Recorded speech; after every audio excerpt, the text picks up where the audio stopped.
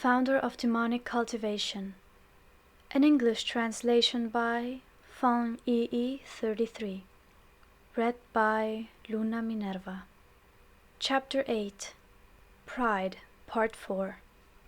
Finished with investigating the old burial mounds and having little to show for it, Lan Sijue and the others had long moved on to the shrine of the Heavenly Maiden to look for more clues. Other than the ancestral graveyard of the Fujiao villagers, Dafan Mountain also contained a shrine. Inside it, the figure that was worshipped was not the Buddha or Kuan Yin, but a Heavenly Maiden. 100 years ago, a hunter from Fujiao village traveled deep into the mountains and found a cave with a strange rock inside. It was a little over 3 meters tall and had formed naturally. Yet, it very closely resembled a human, with 4 limbs arranged as if dancing. Even more wondrous was the fact that it was possible to vaguely distinguish facial features on the rock's head, which made it appear like a smiling Heavenly Maiden. Amazed, the Fujiao villagers believed the rock to be divine, thinking it must have absorbed spiritual energy from the surrounding earth and sky. They began to tell stories about it. One such story was of an immortal who, because of his secret love for the goddess Ju Tianxuan Nu, began to sculpt a statue of her in order to console himself and express his yearning. But once Xuan Nu discovered it, she flew into a rage, and the unfinished statue was abandoned. Another told of the Jade Emperor's beloved daughter, who died at a very young age, and how his fond memories and bitter sorrow coalesced to form the statue. There were a myriad of mesmerizing flowery tales, and eventually the villagers also came to believe them. Thus, someone turned the cave into a shrine, and the stone platform into a seat of divinity. The statue was reverently named the Dancing Heavenly Maiden, and a steady stream of supplicants visited it to present offerings and light incense. The inside of the cave was spacious like a mountain temple, and the statue of the maiden stood right in the center. At first glance it indeed looked almost human. Its limbs and waist could even be described as elegant and graceful. But on closer inspection the coarseness of its features were revealed. Nonetheless, the fact that a statue sculpted by nature could appear so much like a living person was more than enough to make people gasp in wonder. Lan Jingyi took out an evil wind compass, raised it high and held it low, but the needle still was unmoving. Upon the altar there was a chaotic mess of half-burned incense sticks atop a thick layer of ash, and the fruit on the offering plate emitted a sickly sweet scent of decay. Nearly all members of the Guosu Lan clan were obsessed with cleanliness. Lan Jingyi fanned the air in front of his nose and said, "Based on what the locals say, this shrine of the Heavenly Maiden is supposed to be good at granting wishes, so how did it get like this? Why don't they get someone to clean it?" Lan Sijue said, 7 people have already lost their souls. Everyone says it's because the lightning that struck Fujiao village's ancestral shrine released a fierce gas. So who would be brave enough to climb the mountain and come here? Of course nobody's here to clean broken incense sticks. A disdainful voice echoed in from outside. "It's just a stupid rock. Who started calling it a goddess? They even had the nerve to set up an altar so people could pray and light incense." Jin Ling entered the cave, his hands behind his back. The silencing spell didn't last long. He could already open his mouth. However, he had nothing good to say. He harumphed as he glanced at the statue. "These country bumpkins have no idea how to deal with their problems themselves. All they do is burn incense and pray to the gods all day. The world has millions of people in it. The gods don't even have time to take care of their own business. How are they supposed to take care of you? Worse, they're even praying to some no-name wild goddess. If this thing's really so powerful, then I wish for whatever's eating the souls on Dafan Mountain to immediately appear before me. Let's see if the statue can make it happen." A flock of cultivators from small houses followed behind Jin Ling and immediately echoed his sentiments, laughing heartily and shouting words of agreement. The wave of newcomers brought in a wave of noise, and the space suddenly grew cramped. Lan Sidrue inconspicuously shook his head, turned around and reflexively scanned his surroundings. When his gaze met the statue's face, he could vaguely make out its features. The Heavenly Maiden seemed to smile mercifully upon them. He thought the face looked familiar, as though he'd seen it somewhere, though he couldn't say why. Where on earth had he seen it? Lan Sidrue thought this was undoubtedly a very important matter, so he couldn't help but approach the platform where the goddess stood to get a closer look. Suddenly, as he was moving, someone collided with him. The cultivator standing behind him collapsed without word or warning. All the others were shocked and immediately began to take precautions. Alarmed, Jin Ling said, What's wrong with him?" Lan Sidrue wrapped his fingers around his sword, knelt and examined the man. There was nothing wrong with his breathing, and he looked as though he had suddenly fallen asleep. But no matter how the land boy shouted, slapped or struck him, he refused to wake. Lan Sidrue stood up and said, "He seems as though—" Before he could finish, the once dark cave suddenly burst with light. It painted the entire cave with a red glow, as though a layer of blood had been poured over the walls.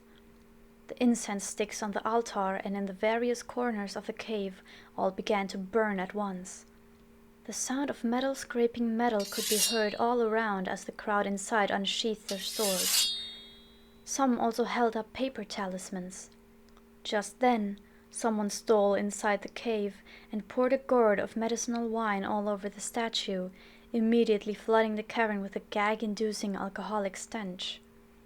He raised a piece of talisman paper, drew a seal in mid-air, and threw it at the stone image. In the blink of an eye, the platform exploded into a raging inferno, illuminating the cavern as though someone had released bottled daylight. Wei Wuxian had used up everything in a Jiankuan bag, so he tossed it aside. "Everyone retreat!" he shouted. "Be careful of the soul-eating maiden inside!" Shaken, someone yelled, "The maiden's pose changed!" Only a moment ago, both of the goddess statue's arms were clearly raised, with one arm pointed toward the heavens and one leg lifted off the ground, its posture graceful and lithe. Now, engulfed in violent red and yellow flame, it lowered its hands and feet. The change in pose could be seen from every angle. It absolutely wasn't a trick of the light. The next moment, the statue lifted a foot again and stepped out of the fire.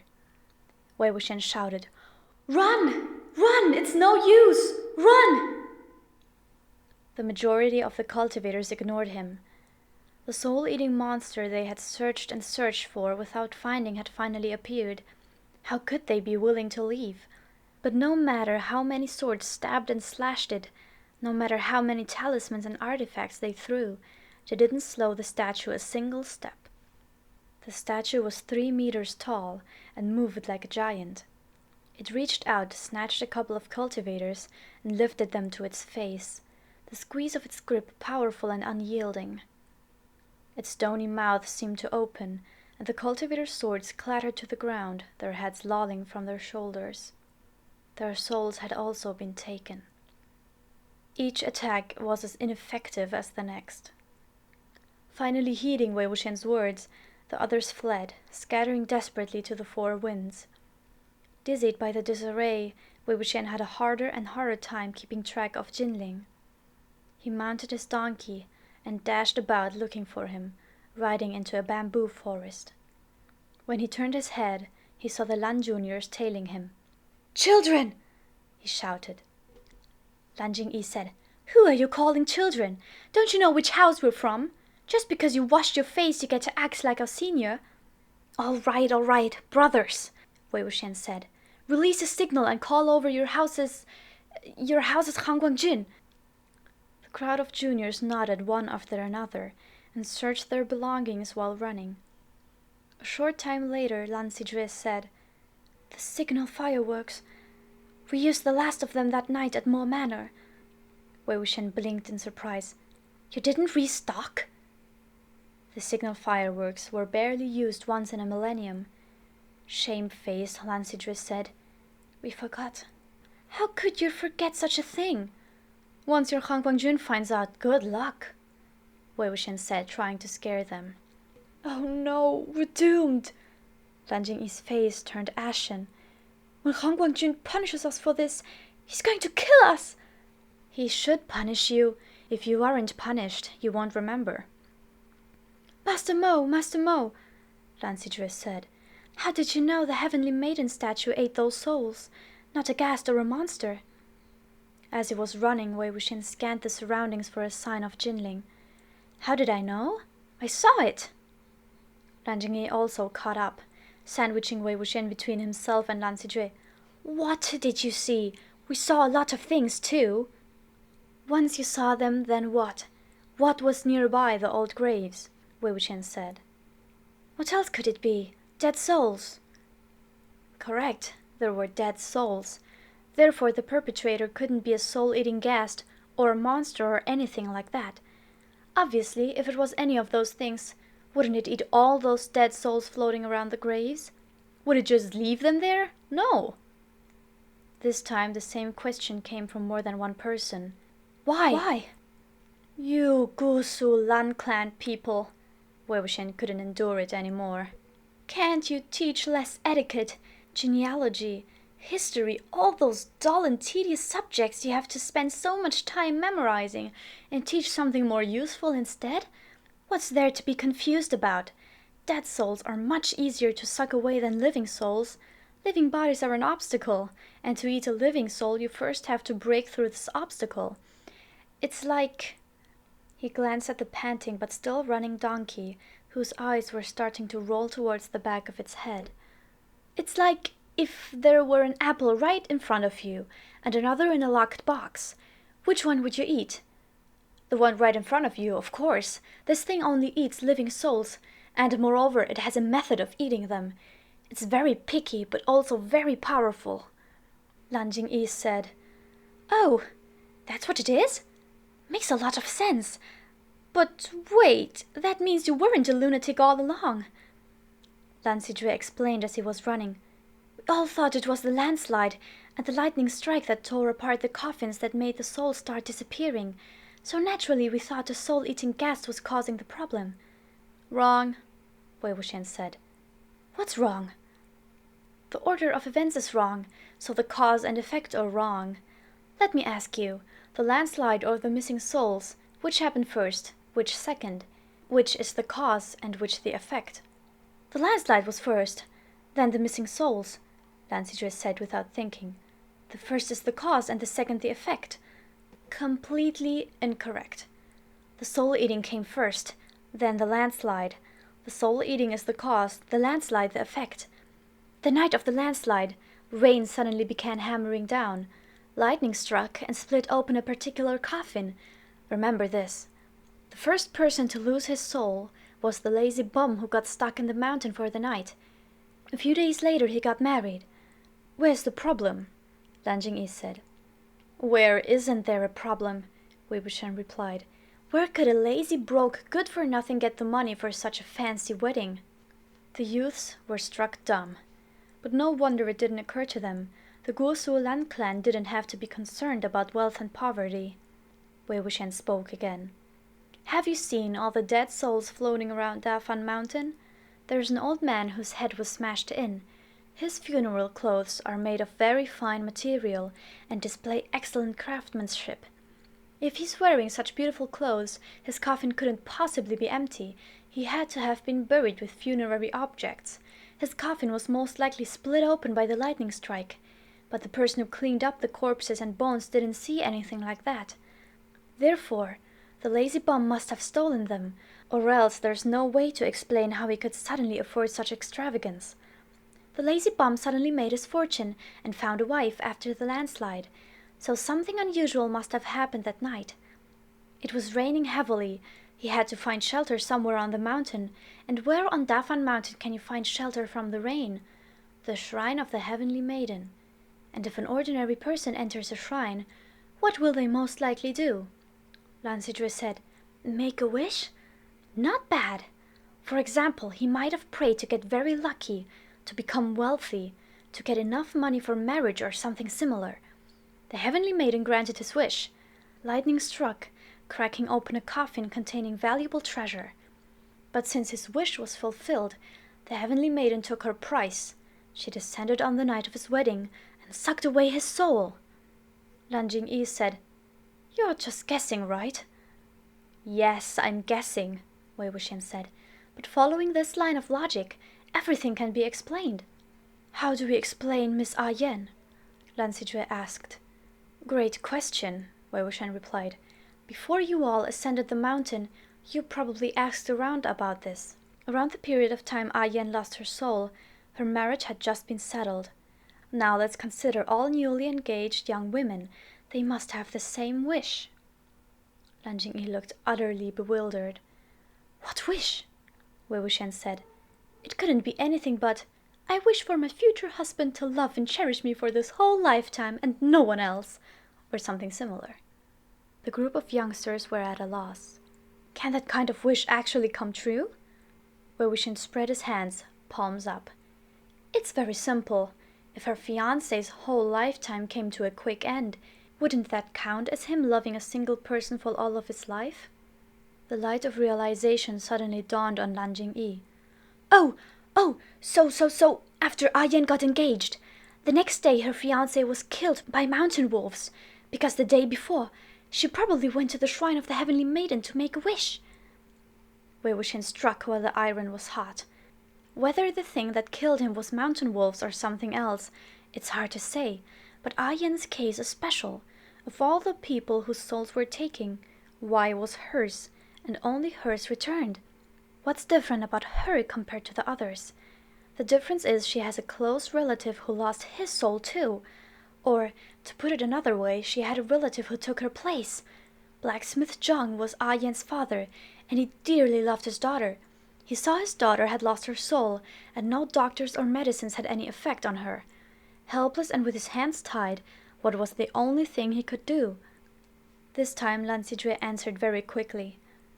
"He could only place his hopes in the gods. So he also went to the shrine of the Heaven Maiden and made a wish. 'I wish for my daughter Yan's soul to come back.'" Approvingly, Wei Wuxian said, "This is why only Yan's soul returned, and also why the third person to lose his soul was Blacksmith Zhang. But though the maiden spat out Yan's soul, damage couldn't be avoided. After its return, Yan started involuntarily mimicking the maiden statue's dancing pose, up to its smile. There was a 4 out of 5 chance all who had lost their souls had visited and prayed before the statue of the Heavenly Maiden.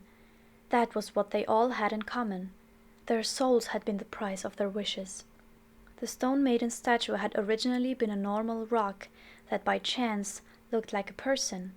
After being worshipped for several centuries, it had been inexplicably bestowed with magical powers. But its greed was not satisfied, and it realized it could consume souls in order to increase its power, however ill-considered.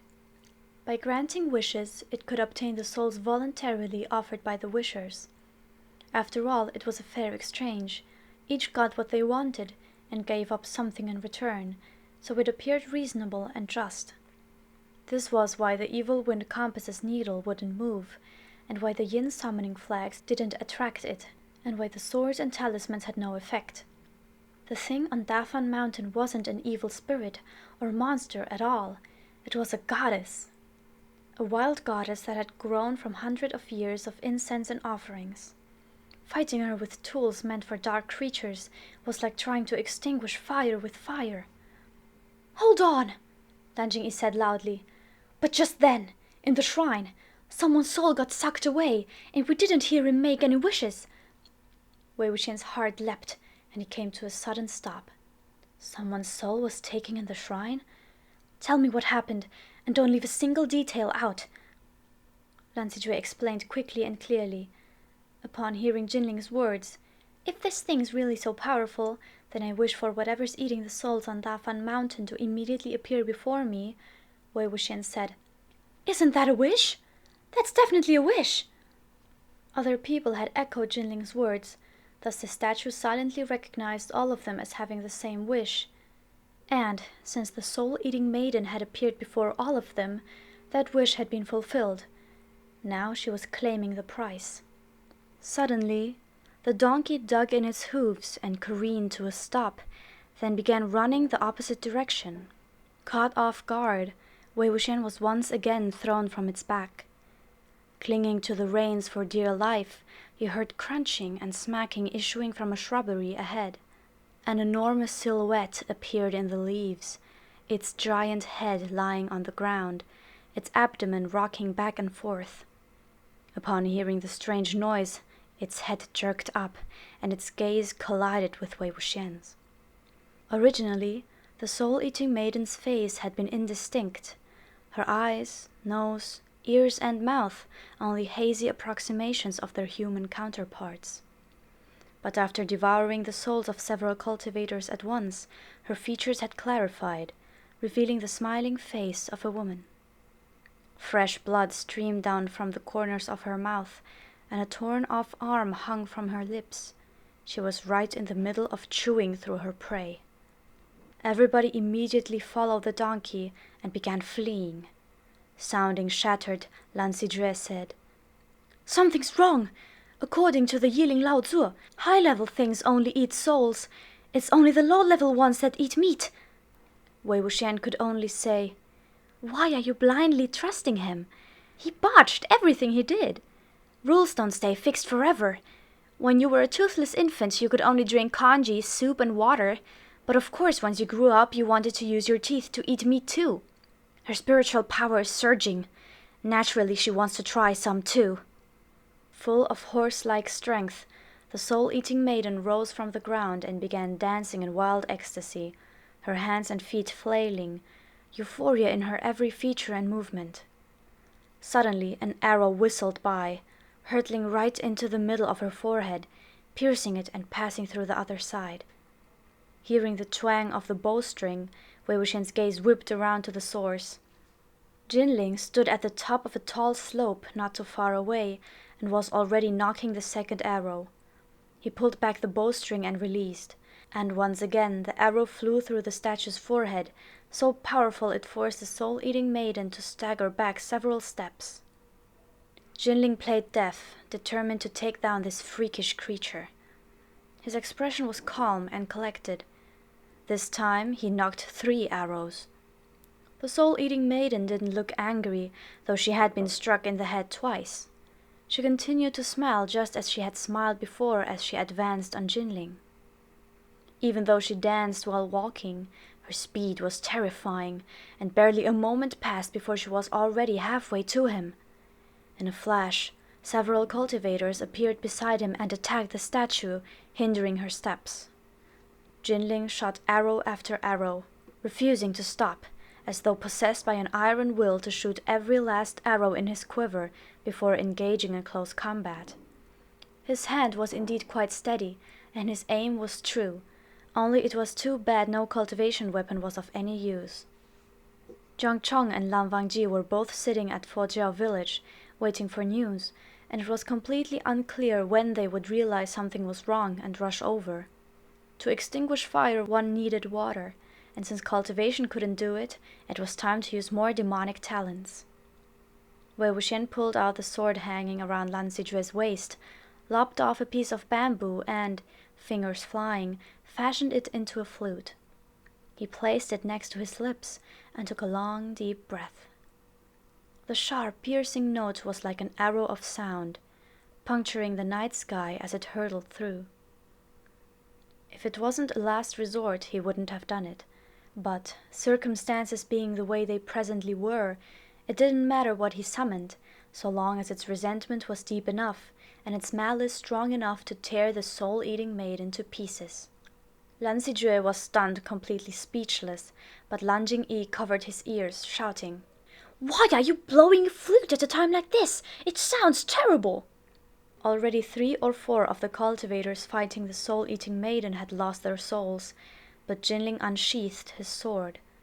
Standing only meters away from the maiden, his heart thumping madly, hot blood rushing to his head, he shouted, "If my sword doesn't cut off her head, I'll die here, but if I die, I die!"